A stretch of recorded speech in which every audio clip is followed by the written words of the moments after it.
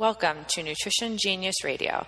I'm your host, Laura, the Sassy Dietitian, along with my good nutrition genius friend Marie, aka Pearl, and we're here to explain why coconut oil is better, bacon is the king of the world, and butter and garlic will bring about world peace. Disclaimer, the views on this podcast are not meant to be substituted for medical advice, but are for general information only. Let's dive in. Hey girl, hey! Girl, what's shaking, bacon? We are here, episode 2. We're going to call this one Friends of Fat. So, what's going on in Marieland? Is that like a thing? Is that a place? I wish it was a place. As soon as Nutrition Genius Radio becomes famous, we're going to build one. It's going to be like Michael Jackson's Neverland, like his own home. Dude, it's a little creepy. It better be like have some bacon houses. It's the only way I'm coming. Oh, definitely. Oh my god. We could have Marieland, but it could be like a food place. Like food. It's a food land, but it's called Marieland. I like Pearl's Land better. Pearltopia.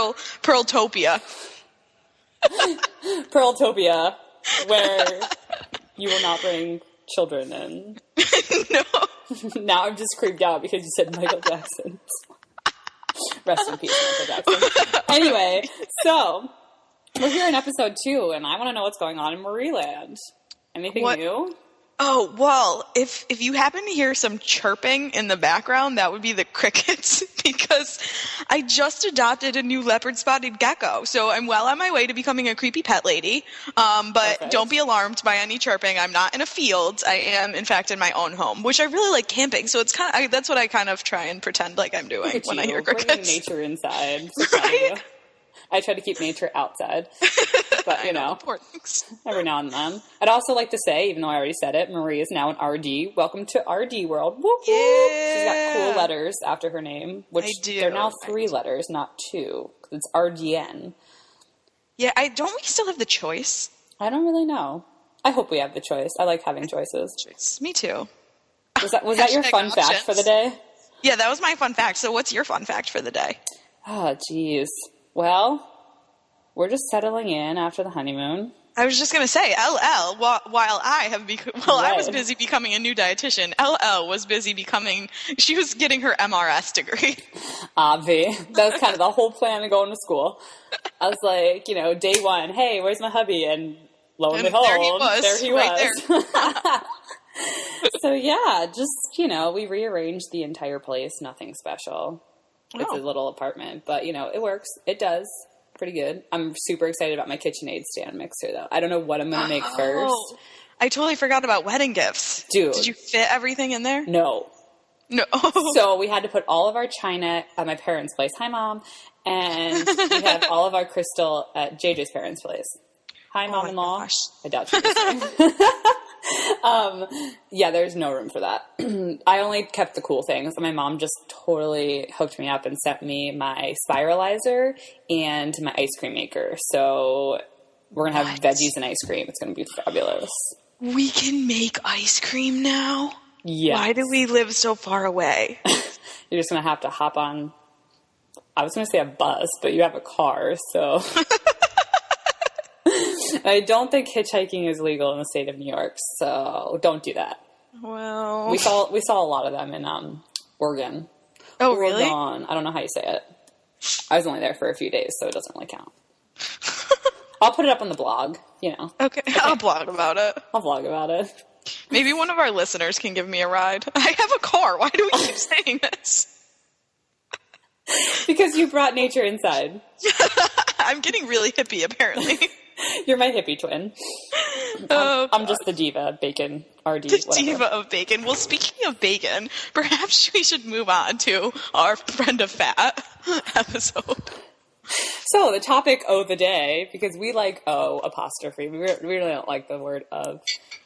Yeah, it's kind of weird. It is weird. Just like Pearl O Nutrition. Follow her on Instagram and Twitter and Facebook. No, wait, not Facebook yet. No, we're not branching out to Facebook just yet. I'm kind of over Facebook, to be honest with you. So me too. I'm totally an Instagram girl.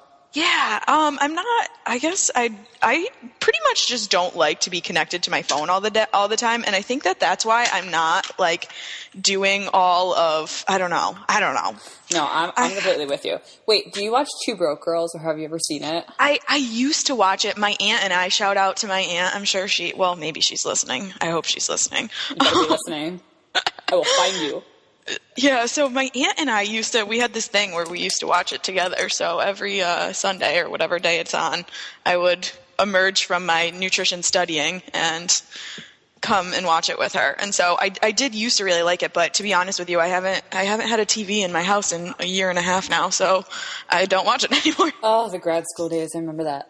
It's just no TV. It's a part of my whole hippie thing. Yeah, it makes perfect sense. No, the only reason I brought that up is because I think they said once, they were like, Twitter's stupid, and Instagram is for people who can't read or something like that.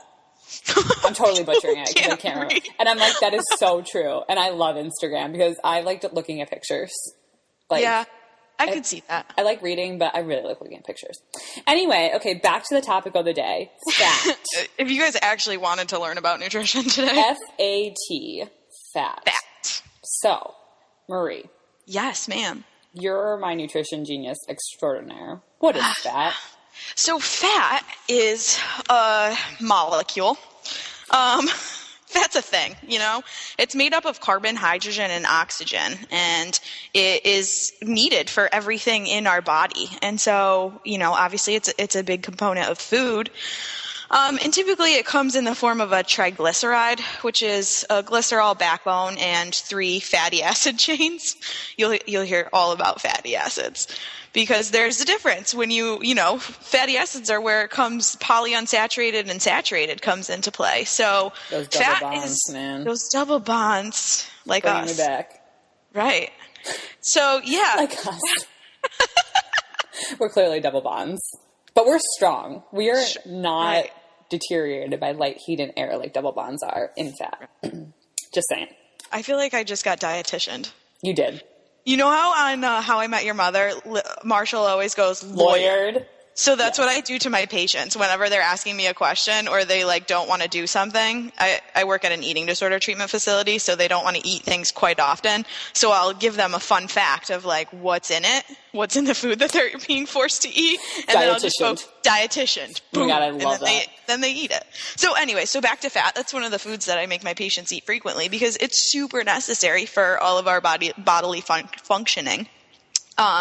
It's actually a component in every single cell in our body, primarily in those cell membranes. So we really need it. And I think that, people always look at it as it's something that's going to put weight on me.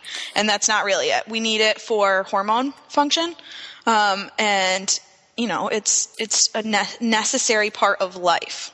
Amen, sister. And for brain function, that's what I never understood. Yeah. Is we learn about the makeup of the brain and what the brain needs to function, and we're telling people that they need a minimum of 300 grams of carbohydrate a day. Now we'll get to carbohydrate in our next episode. I need to slow down. I had way too much coffee this morning, which is another topic we should probably get on. But we're not carb phobics either. But we don't need as much as we probably think we do, and we probably need more fat than people are telling us. So amen. Get on that. So just like Marie was kind of talking about, there's different types of fat. So there's a saturated fat. So that's normally solid at room temperature. There are no double bonds here if you're geeky like us and want to know all the structure. Things like lard, tallow, coconut oil, butter, things that are, solid but will melt. Not like margarine, because that shit don't melt. Excuse my French. It's like plastic. Margarine, it is. And margarine's not real. And if you learn anything from this podcast, from Laura and I, it's going to be that you need to eat real things. Amen, sister. So, like she was saying, the saturated fats are the ones that are typically solid at room temperature, and then the unsaturated fats are your liquids. So that would be any of your vegetable oils, olive oil. Sorry, I just made a face. Laura's making faces at me as the word vegetable oil comes out of my mouth. It just immediately angers Laura. She gets sassy. Z-snap. So, Laura, why don't you fill us in on why you gave me that face? when I said vegetable oils. Okay, the first thing I'd just like to point out, which I don't know if this has any science or any background, but do your vegetables come oily? This is the question. In fact, most vegetables are low in fat and carbohydrate. Right. So and protein. Pretty much everything except for nutrients. Right. They and pretty water. much just have vitamins and minerals and water. Exactly. They don't have oils. And if they do, it's probably because they were in some oil slick. That's nasty, right? So why did vegetable oils even get that name? That's what I want to know. Like, they don't even come from freaking vegetables. They come from, like, okay, so canola oil is a rape seed. Like, R-A-P-E. Sounds rapey.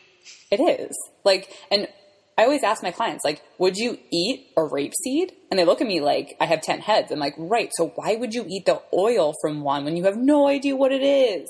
Right. That's a fair point. And then let's talk about other oils. Cottonseed oil. Really? Right. I use cotton for my clothing, but I don't want to eat it.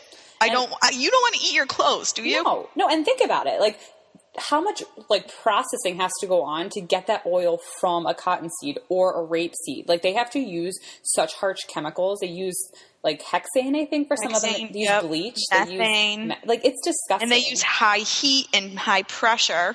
By the time it gets to you, it's so rancid and over-processed that it's inflammatory to your body. It is not causing any of the benefits that they say. Yes, is it not saturated as much as lard, tallow, coconut oil? Absolutely. So it looks better because we've been taught that something solid at room temperature is just going to clog your arteries, which is another point.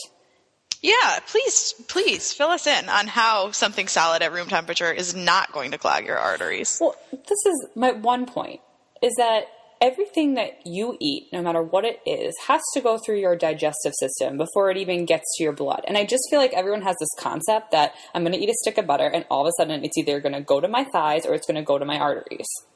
But your body has to physically process it. Right. And so when we eat these things, no, she's perfectly correct. So when we eat these things, like I said, it typically comes in the form of a triglyceride. Our body breaks it down into single fatty acid chains and then takes the glycerol backbone off of it. And then we have to incorporate it into things to get it from our intestines to our liver. And our liver again processes it, repackages it, and sends it out. God, you're such a genius. I know. It's the enterohepatic circulation of bile. It's pretty much your favorite thing in the whole world. Is. It that really and avocados, but... Going back to the unsaturated fats in the vegetable oils that are liquid at room temperature. So basically, these products are, like Laura said, already rancid when they get to us, and then we consume them. And the thing about these fats that are unsaturated, it means that they don't have all of the hydrogens on each coming off of each carbon. They're not fully saturated, and so that kind of leaves the molecule a little bit vulnerable to oxidative stress. So once it gets into our body, it has the opportunity to be oxidized, and we think oxidation not a good thing. We want antioxidants, right? Yeah. Antioxidants. So when we're already consuming a product that A is rancid and then B is more susceptible to that damage within our bodies, not quite a good idea, which leads us into why saturated fat is better for us than previously thought.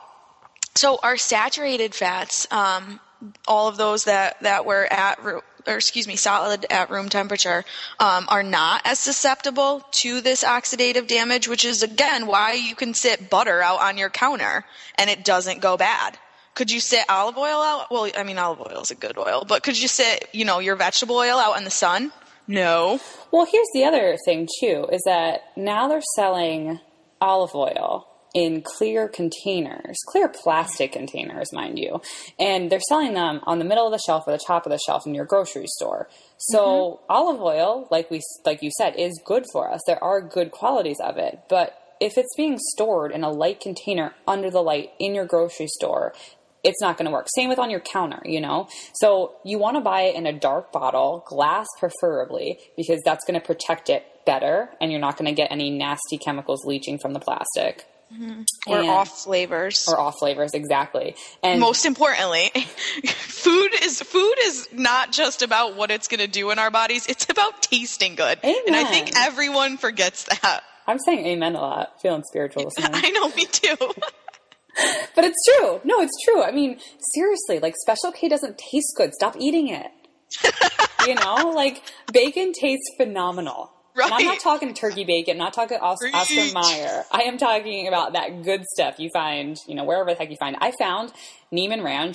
Shout out to Neiman Ranch. You should probably support us. I wish I could show you my freezer right now, but if you find me on Instagram, I probably post a picture of it. Find her on Instagram at the Sassy Dietitian. What? And Twitter. And Twitter and Facebook and, you know, Facebook. Everything. It's kind of obnoxious. And, they had Neiman Ranch bacon for half off at our local Whole Foods. And so you know what I did? You filled your entire freezer with it. Oh, absolutely. I saw Instagram, girl. I follow you.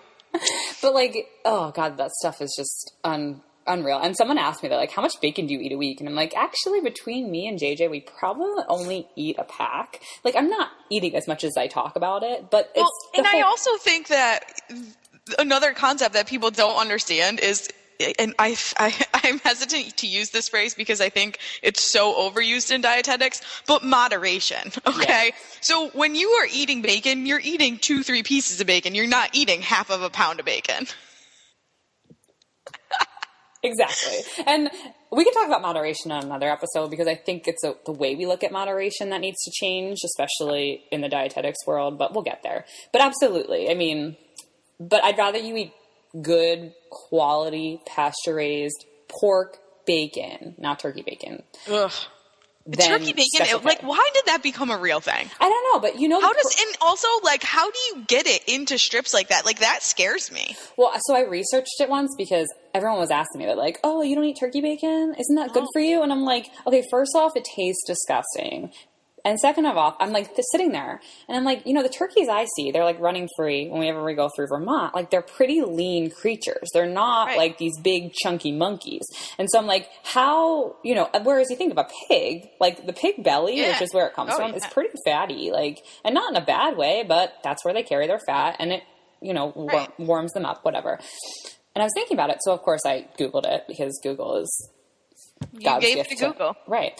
And, they said it was basically like leftover turkey parts that they mash together and then form into strips.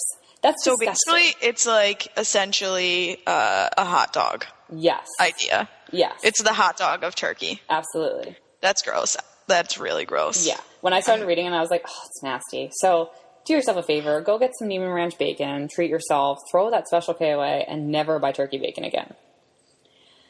Wow, anyway. I feel like we could just end podcast with that statement. It's the coffee talking, really. As soon as the coffee wears off, I'm going to be like, Meh. Okay, so before we do end topic, though, I think we should go over what oils should we eat, what oils should we not eat, and fats, and etc. So you did hear us say that earlier that olive oil is a good oil.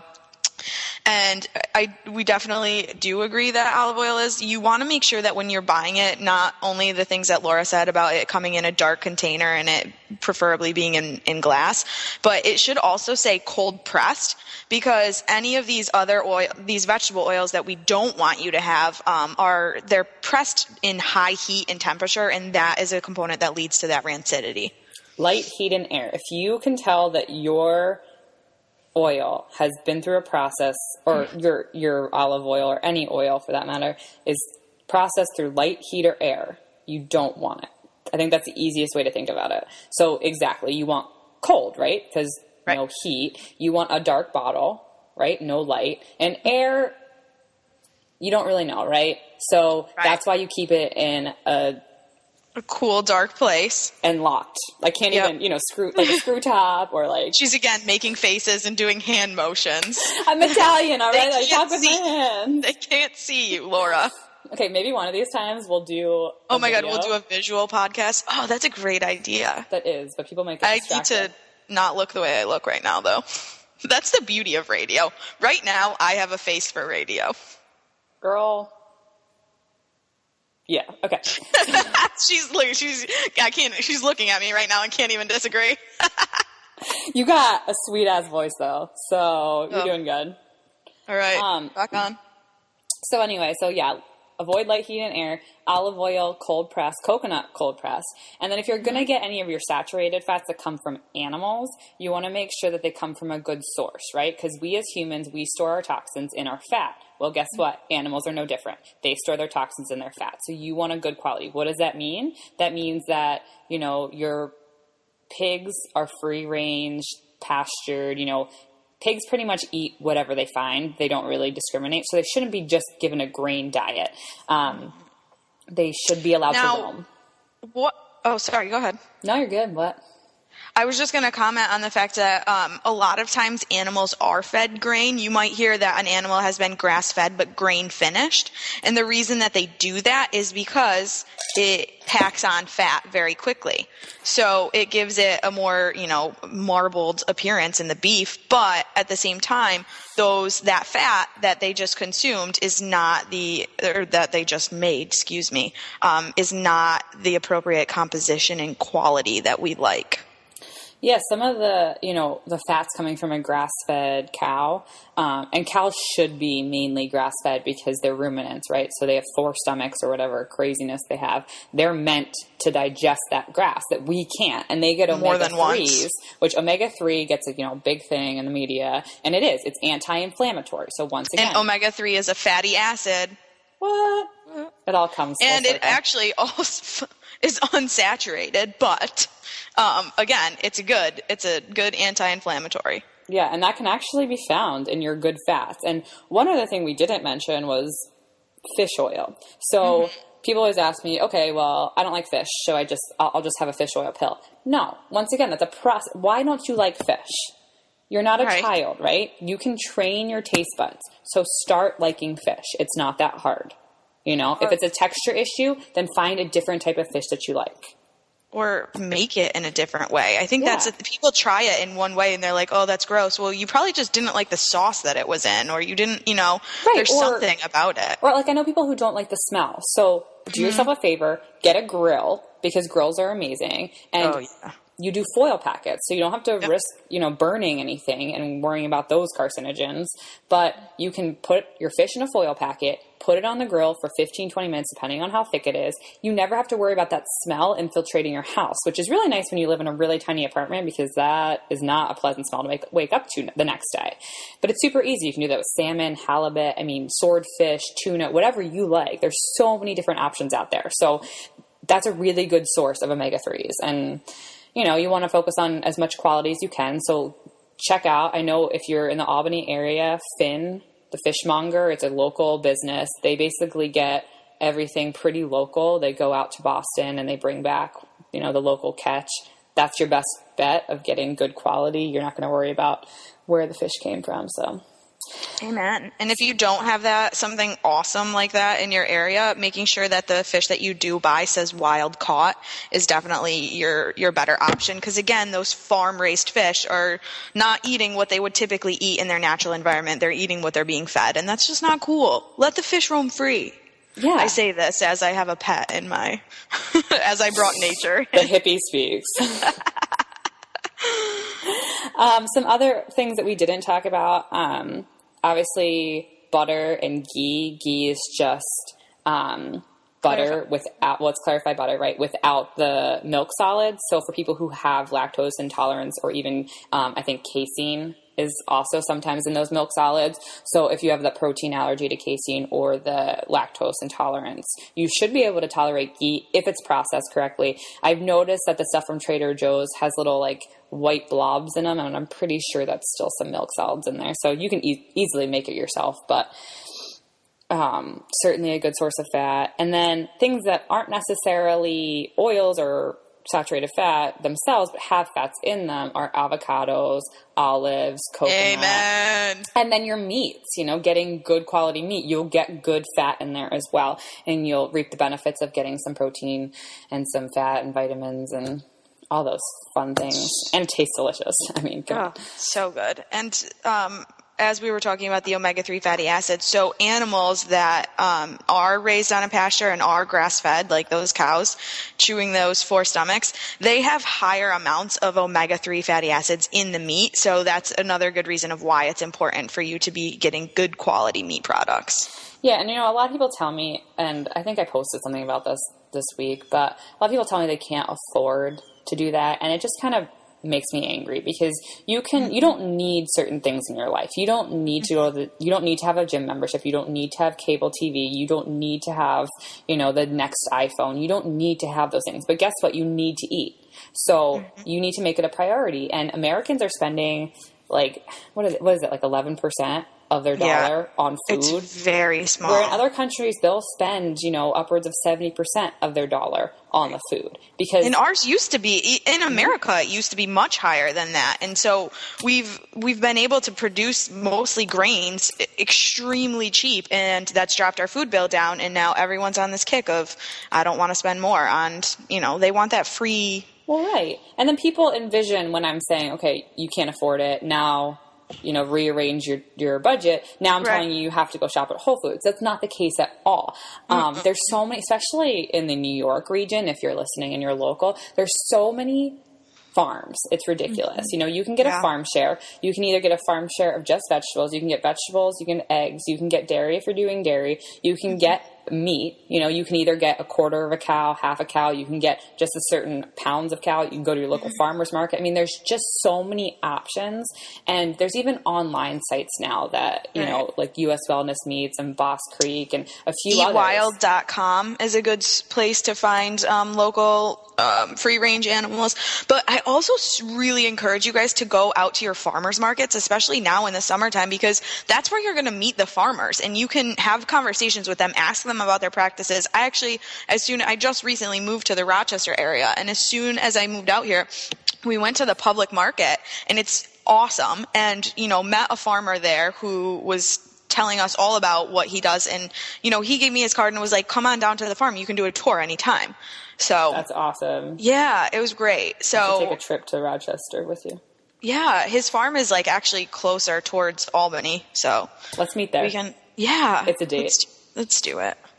Perfect. But anyway, we got on a meat tangent. But we did. It's pretty much, that's just it. You can afford it. Meat. We do. I would like to point that out, because the second I say I'm a dietitian, the first question is, are you a vegetarian? And my answer is always, no, I'm a meat enthusiast. Yeah, I totally had the nickname of like Bacon RD at my last job in a hospital. So I made that known. I was like, no. I like meat and I feel better. And some people I talk to, they don't feel great eating a lot of meat, but I still think that everyone needs some sort of animal protein in their diet. Not processed protein, not powdered protein, but they need some sort. So if you're someone who really just can't get the red meat down, you can get chicken, you can get duck, you can get fish, eggs. There are other options. So I think that everyone... We're how do we get here? It's survival of the fittest, right? Now I'm getting into like evolutionary things. Good Lord. Here we are saying amen, and then we talk about evolution. We're really contradicting ourselves here. I got that fish with like Darwin in it. We have way too much science background. I really do need to get stick figures on my car, though, just to be that girl. Oh my God, no! I wrote an entire post about not having. Please make your way on over to pearlsofnutrition.com and scroll on back to probably, I don't know, God, it was probably like December of last year or something like that. But I wrote a nice paragraph on why you shouldn't have a stick figure family on your car. Oh my God, guys. Marie's gonna have one with 10 dogs. Like half of our. What? I said I totally just insulted half of our listener base. AK like one of our moms. Actually, I hope. No, my mom doesn't have stick figure family. My mom doesn't either. Come on. Okay, thank God. All right, good. We can move on now in our friendship. So, Any final remarks? Anything else we want to say? Any shout outs to Kate Shanahan? Because she's pretty much our girl. Ain't nobody. Kate Shanahan. I think we went over this in our last post, but Kate Shanahan wrote the book Deep Nutrition, kind of how Laura and I connected in the first place. But Kate Shanahan is our girl, and so shout out to her. WWCSD. What would Kate Shanahan do? Laura, go. She will be on our podcast. Anyway, I digress. What would Kate Shanahan do? First, she would say no canola oil. She is such a proponent of none of those vegetable oils, and I love her for that. She would say, eat the fat, and she would say that eating good, healthy fat will not make you fat. It'll actually promote health and, prevent chronic diseases, especially like dementia. Isn't that crazy? Yeah. Gosh. So if you feel like you're feeling fuzzy today and you're starting to forget where you left your car keys, maybe you just need a little more fat. And fat, of all the fats, Kate Shanahan would say, eat your saturated fat. Saturated fat does two things in our body. Well, it does multiple things, but the two things that most people think about, it raises our cholesterol. And now I know you're like, oh my God, you're telling me to eat saturated fat and it's going to raise my cholesterol. What? Well, guess what? It raises your HDL, which is the quote, good cholesterol. And it also raises your LDL. And now I know you're really getting sassy, which is your quote, bad cholesterol. But what this new research that's coming out is showing, and it's actually not even new, but it's newly becoming widely known and acceptable, I guess is the term.